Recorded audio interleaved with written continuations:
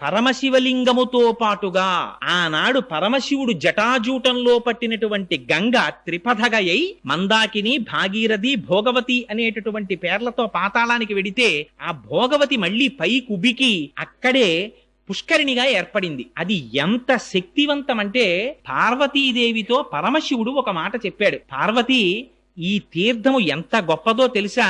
ఇది సాక్షాత్తుగా కార్తీక మాసంలో ఏ ఏ రోజులు పరమ పవిత్రమైనటువంటి మనం భావిస్తామో, శనివారాలు, సోమవారాలు, నాగుల చవితి, పౌర్ణిమ, ఏకాదశి, ద్వాదశి మొదలైనటువంటి తిథులలో మధ్యాహ్నం 12 గంటల నుంచి 12 గంటల 10 నిమిషాల వరకు ప్రతి రోజు కూడా 3 లోకములలో ఉండేటటువంటి సమస్త పరమ పావనమైనటువంటి తీర్థములన్నీ వచ్చి అక్కడ చేరుతాయిట ఆ పుష్కరిణిలోకి. ఆ తీర్థములో స్నానం చేస్తే ఎంతటి వారికి కూడా శరీరమునకు పట్టినటువంటి పాపరాశి ధ్వంసమైపోతుందంటారు. అంత శక్తివంతమైన పుష్కరిణి.